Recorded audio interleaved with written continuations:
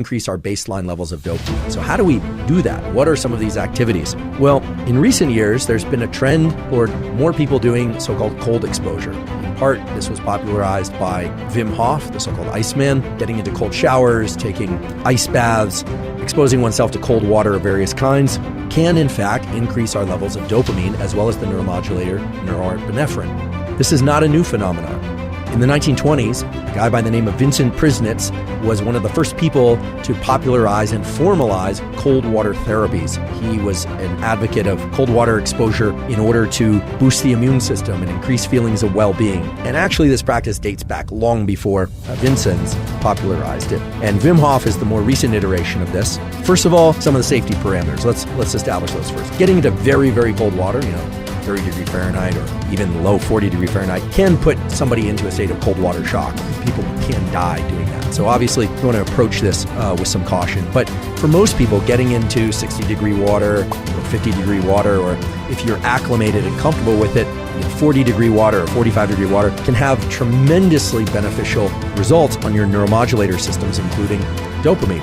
What temperature of water you can tolerate will depend on how cold water adapted you are and how familiar you are with the experience of getting into cold water. And when I say comfortable with, I should mention there is never a case in which getting into cold water does not evoke a release of epinephrine. So the quickening of the breath, the widening of the eyes, the feeling as if you can't catch your breath, and even some physical pain at the level of the skin, that happens almost every time that you get into cold water, even if you're cold water adapted. What almost everybody knows and understands is that wall, as I like to refer to it, is coming. That's always the first experience of getting into cold water. There's no real way around that. Now, this study that I mentioned earlier, Human Physiological Responses to Immersion into Water of Different Temperatures, really interesting study that was done and published in the the European Journal of Applied Physiology.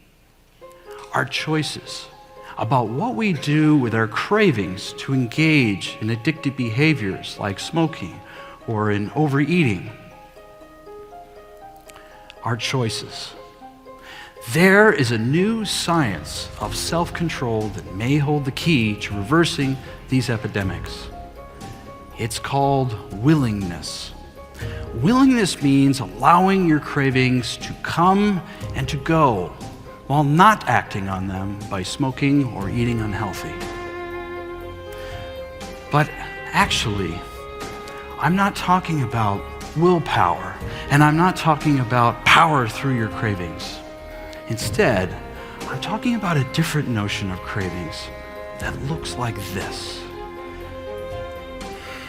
Dropping the struggle with your cravings, opening up to them, letting them be there,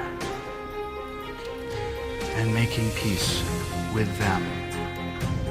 Now, at this point, you may be very skeptical.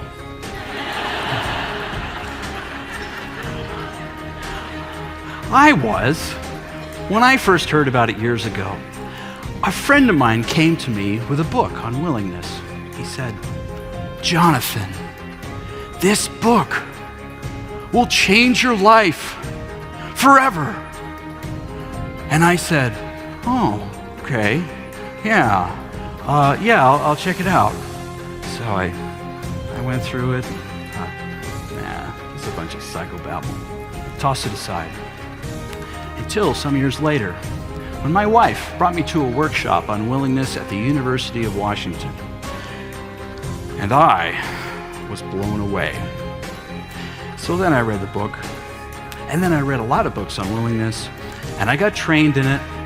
And what I learned was that willingness is part of acceptance in the acceptance and commitment therapy approach to behavior change. It's a broad approach to behavior change. It's being used to help people with anxiety disorders, with addictions.